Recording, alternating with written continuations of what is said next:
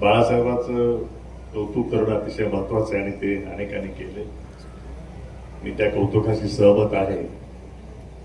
त्याचं ते पुस्तक वाचलं, MRP म्हणजे राखलुटीचा धंदा सरकारने कसा परवाना दिलाय याच्यावर त्यांनी त्या पुस्तकामध्ये भाष्य केलंय.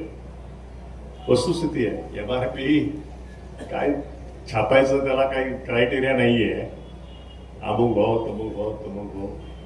लोकांना लुटलं जातं, जाहीरपणे लुटलं जातं आणि सगळंच विचित्र घडत चाललंय. राम मंदिर लुटलं गेलं, आपलं आळंदीचं सुद्धा ज्ञानेश्वर लुटलं गेलं आणि आपल्याच भागातला एक पोरगा होता, माझ्या ओळखीचा आहे,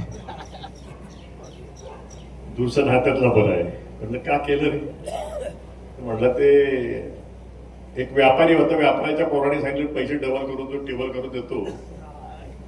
जे लोक ईडी झाली आपल्या तालुक्यात 700-800 कोटी रुपये दिले त्याला आणि तो आता सलाखेच्या आतमध्ये म्हणजे बिहाइंड द बार आहे, तुरुंगात अडकलाय. पैसे बुडाले, त्याचे पैसे बुडाले होते, त्या घरच्या लोकांनी भरले. म्हणले आता कुठंतरी तो पोट उपजीविकेसाठी जा. तो आळंदीत गेला आणि त्यांनी तो धंदा सुरू केला. हे भयानक आहे, सगळी अतिशय विचित्र आहे.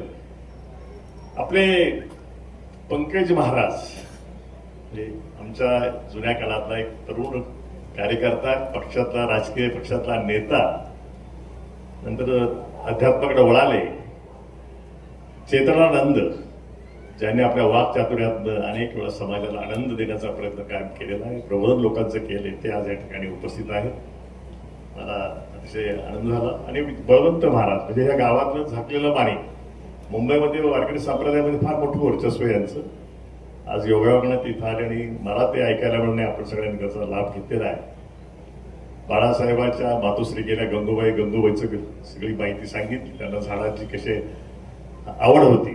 झाडं लावा आणि जागवा वळसे नेहमी सांगतात. आज त्यांनी दुसऱ्या विषयावर ते बोलले. ह्या महिला आहेत म्हणून आपले प्रपंच आहेत. राब राबवणाऱ्या, कष्ट करणाऱ्या साध्या वेळा महिला, त्यांच्यामुळं प्रपंच आहेत, त्याच्यामुळं कुटुंब आहेत. तर त्यांना आपल्या सर्वांच्या वतीनं माझे मित्र सुरेश राऊत-कोणे, महाराष्ट्राचे माजी गृहमंत्री नामदार दिलीपरावजी वळसे पाटील साहेबांच्या वतीनं अतिशय नम्रतापूर्वक भावपूर्ण आदरांजली समर्पित करून मी माझे दोन शब्द या ठिकाणी संपवतो. हरिओम.